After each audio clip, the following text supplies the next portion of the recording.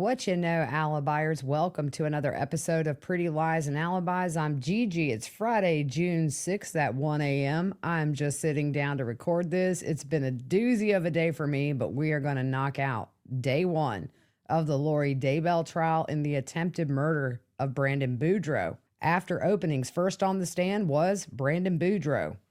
He says he's 40 and he lives in Arizona and owns a solar company.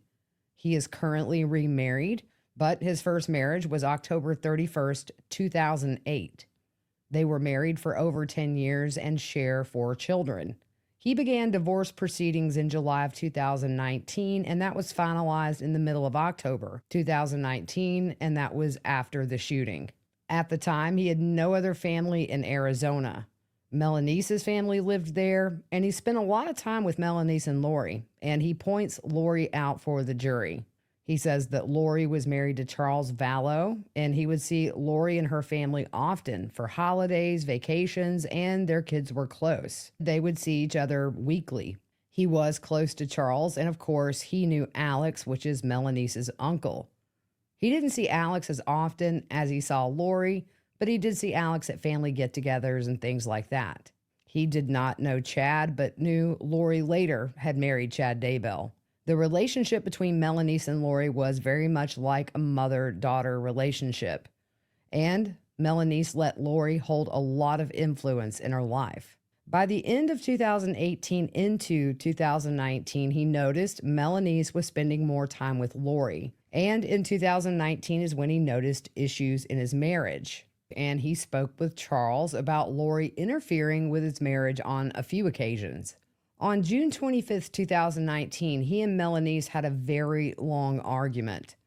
His grandfather had passed away a few days earlier, and she didn't want to go to the funeral. The same day, Melanice said she was going to reveal things about him, meaning Brandon, and it confused him. She accused him of hacking into Lori's computer, which he didn't do. He said they argued for a very long time. It started in the afternoon and went past midnight. And as it escalated, more allegations came up. One of those allegations by Melanice was that God revealed to her that Brandon was gay. He said that stuck out because Charles said Lori was trying to convince Melanice of that, and it didn't make sense. He said we were married and we had 4 kids. He said there was a mention of him hacking Lori's computer to have Lori's temple recommend taken away. And he explains that the temple is a sacred place in their religion, and it pushes them to live to a higher standard. To lose your temple recommend would reflect to Brandon that he's neglecting his goal to be more like his savior. Back to that conversation on June 25th, he said he was initially frustrated and then thought maybe it wasn't fair if she didn't want to go. He should try to deal with things himself and not force her. And then it became painful because at the end, she's asking for a divorce, and he gets a little choked up when he said, that's something that would change their kids' lives. He felt that Lori was involved in the things Melanice was telling him as far as why their marriage would end. He said he got frustrated with Melanice and took a break and texted Lori and Charles to discuss with them that this is my kids and it changes their lives forever. He said he just had hope when he texted Lori. Maybe she would have integrity and admit that he didn't try to hack her computer. He said he was trying to find something to help fix the problem. They bring in the text messages that he sent to Lori. This is June 25th, 2019, and that first message was at 6:45 p.m. It says, Lori, I sent this to Charles. I'm sending it to you as well. Charles, Melanice believes I helped you try to get Lori's temple recommend taken away. You and I both know that's not true. She doesn't believe me. I wanted to send this to both you and Lori. If either of you care at all for me or my children, you will come forward and be truthful. I've never done anything to hurt either of you, and I can't believe you would lie to her about something like this. I gave you a blessing when you were at your worst in my home. My children will be punished if my wife leaves me or can't believe me when I have done nothing. This is on your heads to make right. Brandon tells the prosecutor this was just one of the lies told to him by Melanice. And at this point, he didn't know she believed he was gay. That came after all of this. At 9:10, he texts Lori and Charles again. At least have the respect to talk to me to my face, not whispering behind my back. She believes you and you are lying. This is going to affect my children. At 9:12, he texts again, I will not stop until the truth is known. I didn't do the things you said because I know I did not. I will find a way to prove it. Lori, of course, did not respond to any of these messages, and he wasn't able to convince Melanice it wasn't true. And he said from then on, they didn't spend any one-on-one time together. He didn't want to get divorced, but he agreed to. So they used a mediator beginning in July of 2019. And at the time, their children's ages were 9, 5, 4, and 2. Through mediation, they agreed to joint custody and they agreed to sell their house. He helped Melanice find a rental, and their house was listed for around $1 million.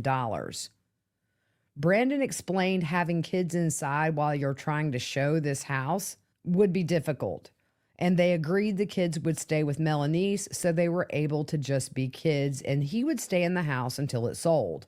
Melanice moved out around July 14th, and just mind you, that's just days after Charles's murder. The house went under contract in September, and he began looking at rental homes so that they could resume the 50-50 custody. He found the house to rent and wanted to stay within a couple of miles of Melanice just for convenience and to be close to where he lived before they built their home because it was a place his kids would be familiar with. He signed the lease on the rental, and his plan was to move in around the end of September. The house was set to close on October 1st. The mediation agreement was that the proceeds of the sale of the house would be split between the two of them. He said the reason he moved sooner is because he had an option to get his kids, and up until then, he had had limited time with them, and since Melanice was going out of town, he made a very quick move to get the house ready for the kids. Some neighbors that lived in the neighborhood they were moving from helped him move. Then he told one friend who told another, and so 4 people total very quickly came to help. He got the kids on September 26th. Their normal schedule was Monday and Tuesday were his days, Wednesdays and Thursdays were hers, and then they alternated weekends. But she did watch their youngest even on Brandon's days because he worked, and Melanice did not. Melanice asked for his new address, and he gave it to her. He didn't think anything of it, and she had to know where he lived due to the custody agreement. But he had not told anyone else other than his neighbor and the 2 friends who helped him move because it was so quick. They bring in these text messages between him and Melanice where she asked for his new address. This is on September 17th of 2019. That text was at 10 a.m. where she asks, "What's your new address?" 27 minutes later, Brandon responded with his new address. Again, he mentions his parents did not live in Arizona and he had no family there. The prosecutor asked if anybody who helped him move knew Lori or Alex, and they did not. Melanice was the only one that knew Lori and Alex. On September 26, he is in the rental home and he has his kids. That's the first night they spent there in the house. This was on a weekend. By the time Monday and Tuesday rolled around, they followed their regular custody schedule. On a Wednesday, October 2nd, the day of the shooting, was when Melanice would be due to have the kids. He explains in the morning when he has the kids, he gets up about an hour and a half early so that he can wake each kid up individually, get them changed, feed them, get them dressed, and get them off to school. The 2 oldest were in the same elementary school. One was in a pre-K program by the new rental, and Melanice, of course, got the baby. He said Melanice did not want him at her rental, so they would meet in a park to drop the youngest baby off. He left around 7:30 that morning and dropped the kids where they needed to be. When he got to the park, he texted Melanice that he was there. They bring in text messages where he's telling Melanice he is pulling up. She responded she would be there in a minute. Once he handed the baby off, he went to the gym, but he didn't tell Melanice he was going. The gym was only a couple of minutes away from that new rental, and he stayed at the gym around an hour to an hour and a half. He was driving a Tesla Model X four-door. It's like an SUV. He had bought that 3 or 4 years prior, and obviously Melanice would have known the kind of car he was driving. He explains this car is electric, which affects the acceleration. When you take your foot off the gas, it brakes for you. And when you push, it accelerates fast. He said you don't use the brakes like you do in a gas car. When you take your foot off the gas, it can almost feel like you're hitting the brakes, so you have to learn to drive it differently. The garage door would open when the car was within a certain range of the house. And when you put the car in park, that driver's side door would open slowly. He said sometimes it would open all the way, and sometimes maybe only a quarter of the way, depending on if the sensors sensed something close to the door. The window seals into the frame, so there is no metal top frame. They bring in photos of his car and point out that there is no metal frame where a window would be, and then they point out the window on the ground, which fell off when that door automatically opened. After going to the gym, he drove back to his house. His plan was to shower and go to work because they had an owners meeting that day. When he turned onto his street, he let the car coast so that it could catch the signal to open that garage door. That's when he noticed a Jeep that was parked nose to nose of a van that was normally parked on the road. The back of the Jeep was almost blocking his driveway, and it was parked the wrong way on the street. He saw the Texas license plate and also noticed there was no back tire, which is standard on Jeeps.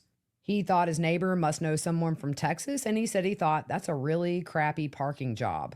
There were no other cars parked on the road other than the Jeep and the white van. As he came closer, he slowed down and he saw that back window come up. He sees a muzzle, hears a bang, and his window shattered. And of course, he thought somebody is shooting at him, so he hits the gas. He said the muzzle looked like it was a long gun or a rifle and maybe had a suppressor on it because it looked a bit awkward. Brandon is familiar with guns and rifles, and he grew up shooting. He said it all happened within a second. He's sure he was in shock, but he does remember calling 911 first, and he was having a hard time breathing because he was so overwhelmed. He remembered thinking, there's no bullet in my car, so maybe this wasn't a real gun. I'm overthinking this. He said there were just a lot of thoughts racing through his head. And at one point he thought maybe it was a paintball gun, but it's not that loud and there aren't any paint marks everywhere. He ended up parked by the community pool, and they bring in maps of the neighborhood. He points out where he was at certain times, where he saw the Jeep. He says the Jeep made a right when they saw him sitting there at the pool. So he followed it and then he lost it. He knows it would have gone on a certain road after leaving the neighborhood, and so he told dispatch where the Jeep had exited and what direction it must have been going in. And that was at the point they broke for lunch. After lunch, we know at a pretrial hearing, Lori had requested that she wanted to be able to spend lunch with her advisory council, and today she only got 5 minutes with them. The judge reminds the officers that they need to be sure she's able to meet with her advisory council over lunch. Also, Lori could not get a hold of her investigator and wanted to do cross-examination of Brandon out of order so that she could get information she needs from her investigator. And Lori also filed a motion again over the lunch break to remove the judge. She thought it was filed yesterday, but the notary only came in today. The judge said that could be referred to the criminal presiding judge, but for now, trial can proceed. Brandon back on the stand. He thinks he was around 10 to 15 feet from the Jeep when he was shot at, but he does acknowledge previously he may have said 20 feet. They bring in a photo and he shows where he was on the road in relation to the Jeep. They also show his house in relation to where the Jeep was, which was at the edge of his driveway. They go back and forth between a few photos, and you can still see that white van on the road. There's 2 cones in the middle of the road. This is obviously after crime scene's been established. Those represent the front and the back of his car. Back to when he was arriving home, he had not started to turn into his driveway yet. When he saw the rifle come out of the Jeep, he saw it was bigger than the muzzle of a rifle. But he also knew there wasn't a hole in his window. But once he was back in his driveway, he thinks he was asked by dispatch to stay in the car and wait for police to arrive. He only looked at the damage to his car when he and an officer walked back over. And at the same time, they both saw that bullet hole. And he said that was the first time he actually realized he had been shot at. And then he went into a feeling of shock again. He thought that was really close to me, just inches from my head. They show a photo of this defect in the car, and he said his head would have been right at that level. I mean, y'all, you're talking a matter of an inch between life and death for Brandon. It's crazy when you see that photo and think how close he came to being victim number 5. They bring in the 911 call, and I'm going to play that for you now. October 2nd, 2019, 9 hours, 14 minutes, 53 seconds. 911, where's your emergency? Someone just shot my window. Okay, where's that? I'm in the Cooley Station neighborhood. I was pulling in my house at 38755 East Way, but I can see them driving off. Okay, someone shot at your vehicle? Yeah, and it hit my window. It shattered my driver's side window. Okay, when you pulled into his driveway? As I was trying to pull in my driveway. Okay. Sorry, I'm a little off breath. They just drove off. I saw them drive off. Okay. Do you know who these people are?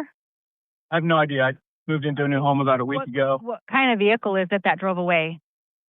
Jeep Wrangler, had a Texas plate on it. Jeep Wrangler? It was olive green. Olive green? Okay. Yeah. Hold on just a second. Texas license plate? Yeah. Okay. I didn't get the plate. I'm sorry. I got a little nervous. That's okay. That's all right. Oh, which way did they go? Do you remember? They're driving south towards Pecos Road, between Pecos and Rector. Okay. Okay. Do you don't see the vehicle anymore? No, they left. They drove off. Did you see how many people were in the Jeep? Sir?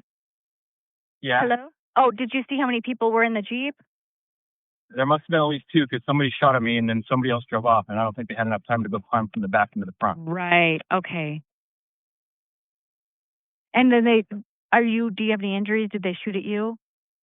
They shot at me, it hit my window, it bounced off. It might not have been a real gun. It was loud, but it might have been like a paintball gun or something. I mean, it should have hit me or gone through my window. It just shattered it. It didn't go through. Okay. Okay. And your window is shattered?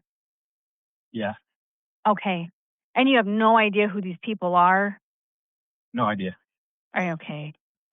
They were just parked like right in front of my house. Okay. They were parked out. So they were parked across the street in front of your house? In front, right on the same side of the street as my house, right in front. There's a minivan there. They're just parked right in front of that. Okay. I'm pulling into my house because they're gone. Okay. Where are you at right now? Where are you at? In my car at my house at 3 Okay. East Phelps Street. I'm going to walk over here and see if I can see what they shot at me. And what kind of car were you in? I'm in a black Tesla Model X. It's a black what? Tesla Model X. Okay, black Tesla Model X. Okay. Okay.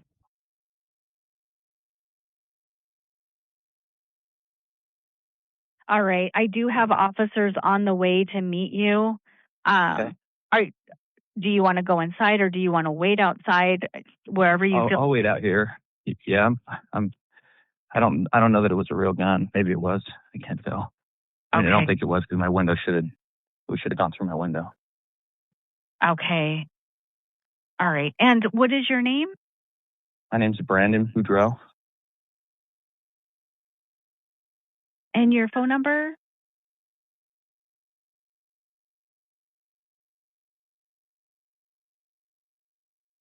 Okay. Okay. I'm going to stay on the line with you just to make sure you're safe, just in case they come back. Do you have any weapons on you? No. Okay.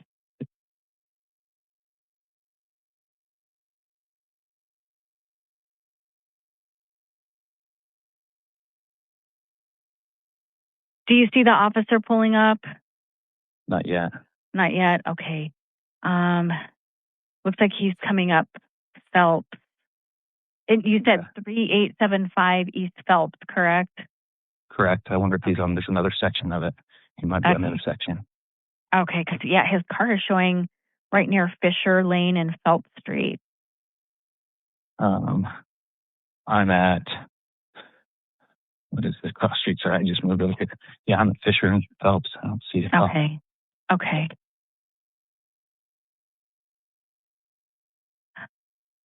Interesting.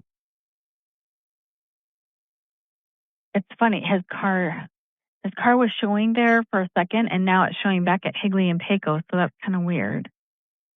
Wonder if he saw the Jeep drive off or something. Maybe. I know that there's actually an officer that's heading towards you, and then there's other officers that are dispatched that are looking for the car. So we've got several guys looking out for the car, but we have one headed towards your house. I think he accidentally hit his arrive button is what happened, because he's still moving.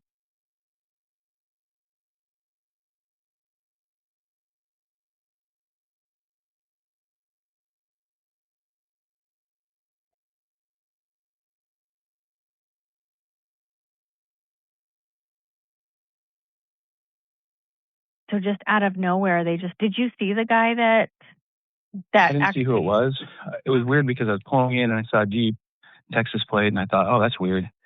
You know, my neighbor must have someone visiting. And then they like lifted up their little back window in their Jeep, and I saw like a muzzle, and then I heard a snap and my window shattered. So I just, instead of turning into my driveway, I just hit the gas and drove off because I didn't know. And kind of when I got my bearings, I realized I should call 911. Okay. So then I drove, and then I didn't drive very far. I just drove around the corner and waited for you guys to pick up. And then I kind of saw them come around the corner and go down the road and start driving down south towards Pecos and Brecker. Okay. And did they look like Hispanic? And I knew that was the only way out. Males?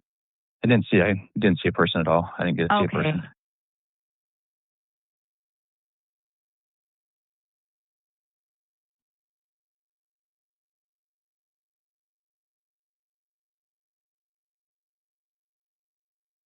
I knew there was only one way out of Pecos Manor, and that's down there on Pecos Road. So that's why I told you that.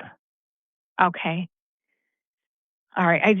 I do see the officer pulling up on Fisher from Fairview. Okay. So he's coming from the other way. He'll come around right now. I'll see him in just a sec. Okay. Yeah, I see him. Okay. All right. I'll go ahead and let you go. Okay. Thank you. Bye-bye. Bye. Back to direct exam. Brandon mentioned in the call it may have been a paintball gun because he thought it should have hit him or at least went through his window. But he said at that point when he's on the phone, he's not thinking there's no paint on his window or anything like that. He was just trying to figure out why the projectile didn't go through the window. And at this point on the phone, he had no clue his car had actually been hit. He mentioned a loud crash and that was the window falling out. Most of it stayed together, but there were some glass shards inside his car and then some in the driveway. He was trying to figure out how someone could be laying in the back of the Jeep and drive off so quickly after. So he thought a logical reason would be maybe two people were in the Jeep. They go back through the Jeep's movements after the shot. I'm not going to get into that because it's all roads, and if you don't know the roads, it's really confusing. He said he never saw a person in the Jeep. And when the officer arrived, he got off the 911 call. When he and the officer saw the bullet hole in his car, he asked if he could sit down because he was so overwhelmed. He texted his dad that someone just tried to kill him. And then he was thinking about just how close he came to death. At this point, police asked, is there someone you could call to come sit with you? Since he had no family there. So he did call two of his business partners who were friends, and they did come over. Once they were there, they moved across the street to move into the shade because it was hot. Detective Pillar came over to interview Brandon, and so they moved into his car, and that interview was recorded. He said at this point he had regained some of his composure, and when asked if he knew of anyone who would want to hurt him, he said Lori and Alex. He also told Detective Pillar about Charles and thought that could be related. He was asked if he had issues with money or anyone else, and he couldn't think of anybody else who would want to shoot him. He did tell Detective Pillar also about Melanice and Lori's relationship. He told Pillar that Lori had lived in Texas when referring to the Texas license plate, and that seemed relevant to Brandon. Melanice was the only one who knew the address outside of the neighbors and the two friends who helped him move. On the day of the shooting, he did not know where Lori and Alex were living. He later found out they had moved to Rexburg, Idaho, and as we know, Melanice moved there as well between October 31st and November 1st of 2019, and she moved in next door to Lori.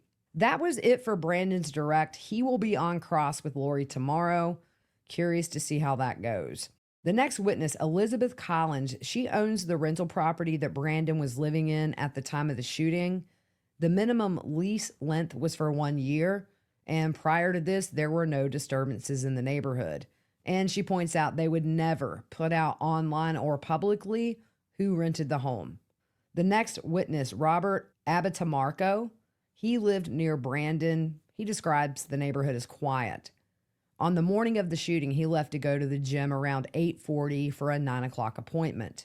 He knew to look out for that white van that was typically parked on the street, but that Jeep caught his eye. The ignition was running and the windows were tinted, and it was parked the wrong way. He didn't see anybody inside, and it was parked just across from his driveway. He looked in his rearview mirror and saw those Texas license plates. He doesn't remember if the tire was on the back or not. When he got home, there were cops everywhere, and the crime scene tape was up. He had to identify who he was and where he was going. He was interviewed later that day and told them what he saw as far as the Jeep goes. The next witness, Nolan McDermott, he is a sergeant at the Gilbert Police Department. He worked the violent crimes unit back when the shooting happened, and he was dispatched to the scene. He processed the scene by taking photos. They were using orange cones to mark items of evidence. He saw the broken window laying on the driveway and said there was also glass shards in and outside of the car.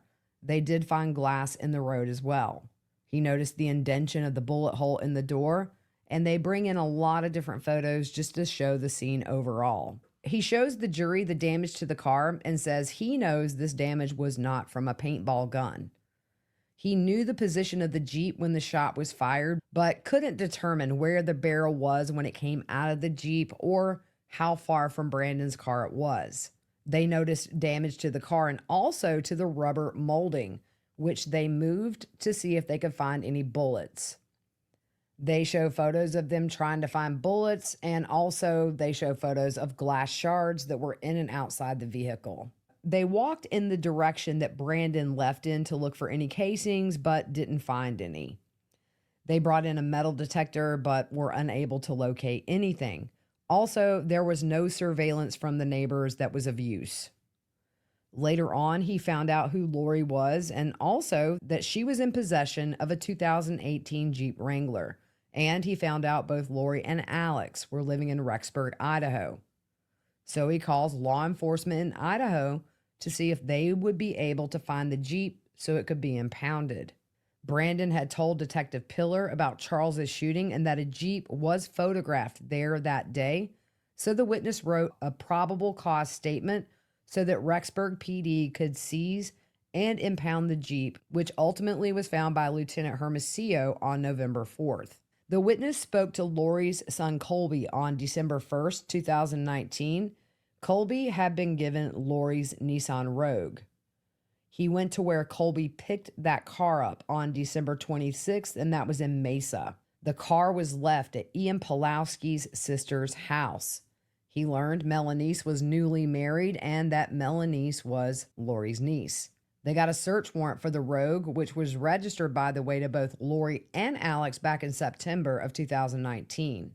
When they executed the search warrant on December 21st, they found a luggage receipt for Melanice from American Airlines, and the date of travel was October 26, 2019. They also found a receipt for a taco place as well as a receipt from a gas station from Idaho Falls. Those were dated October 2019. He also participated in the search warrant on Alex's Ford F-150 to remove that infotainment center. They wanted to learn of any information that may be stored as far as location data. On cross, Lori asks how long he's been processing scenes. He can't say for sure, but 16 of the 18 years he's been with the police department, he's been processing crime scenes. She asked if he was the scene agent, and the witness said there were several agents on scene who would classify as that. He's not sure of the time he got on scene, but there were already a couple of patrol officers there. The first officer on scene was Officer Robb, and that's who likely briefed him. Officer Robb, by the way, is a woman. The lieutenant asked if Officer Robb indicated she didn't think it was a gunshot. The witness does not remember that. Lori asked, she stuck a pin in the hole and said it wasn't a gunshot. The witness, again, doesn't remember that. She asked about the piece of glass they found on the street, and could it have been moved by someone's shoe from walking around, because there wasn't more than one piece, and the witness says that's possible. Lori asked if the glass was tested to see if it was from the Tesla. No. Could you tell it was from the Tesla? The witness said it was similar, but obviously can't say for sure. Lori asked, could it be from a Coke bottle that was kicked in the street? And the witness is like, I can't say it's not. Did you use that piece of glass to determine where the Tesla was? And he said that was part of what went into their reasoning. Lori asked, but of all the pieces that fell out, wouldn't there be more than one piece if there was a bullet explosion? The witness says he can't speak to the physics of that. She asked where Brandon was when he arrived, and the witness thinks he was outside the front door of the residence. Lori asked if the witness saw Brandon's friends and if they were walking in the driveway. He doesn't have any recollection of them walking in the driveway. He did not review body cam footage from that day, and if he did, he just doesn't remember. She asked if there was any glass in the garage, and he said not that I recall, and he didn't search the garage himself, but can't say if others did. They did not test the glass shards from inside the Tesla, but they are consistent with the other fragments that were found. Lori asks, in our modern world, you can't test things to find out what kind of gun it was, and he doesn't know. She asked if they found a projectile in the car. They did not, but they did find bullet fragments. She asked why the bullet fragments that were found were not tested, and he doesn't know. She wants to know how they took the fragments out of the car, and he said it took about 10 minutes and they just took them out. They likely used gloves, and he doesn't think they used any kind of a tool to remove those. She asked if he thought it was an actual bullet hole, and those fragments found were from a bullet. She asked if it could be damage from a tire iron and not a bullet. The witness said the damage was consistent with a bullet. Lori said, but it could have been from something else, and the witness said, nope, it was a bullet hole. The witness did not see the Jeep himself, and he wasn't told the measurements of the Jeep. Lori asked if the Tesla was measured, and he doesn't know. Lori says, so all of the information you are relying on came from Mr. Boudreaux? And he asked what she means by all the information, and Lori says where Brandon's car was parked, where the Jeep was seen, and then she asked if he is a trajectory expert, and he says no. On redirect, they talk about the tire iron scenario Lori mentioned. The witness said the indention was on the metal frame, and there were fragments in the frame as well as scuff marks inside the frame. That is consistent with a bullet strike. He talks about how when a bullet goes through something, it is very hot, and so everything they saw was consistent with this being a projectile. They show photos of the fragments, and he says this is consistent with what he has seen in his 18 years of doing investigations. The state asked if some of the casings were copper wrapped, and he said yes.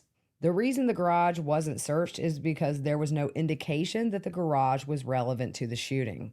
The witness did not interview Brandon, and he didn't have the weapon to compare any of the fragments to.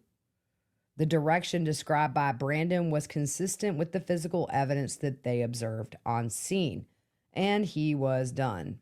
The next witness, David Frem, with the Gilbert Police Department. He is a veteran of over 20 years working the Violent Crimes Unit. He describes the scene when he arrived with the crime scene tape up, marked police cars, and he took photos and assisted on scene. He's familiar with bullet holes in cars and saw the divot in the driver's side above the window, which in his opinion was consistent with a bullet going through the metal. They show a photo of the fragment, and the witness said it had copper on it, and the fragments were consistent with other fragments he has seen throughout his career. He canvassed the neighborhood for video, but none of the cameras caught anything of value. He also helped look for evidence in the road, which they found none. He helped execute the search warrant on Alex's pickup truck. That plate was personalized, and it was CP Quint.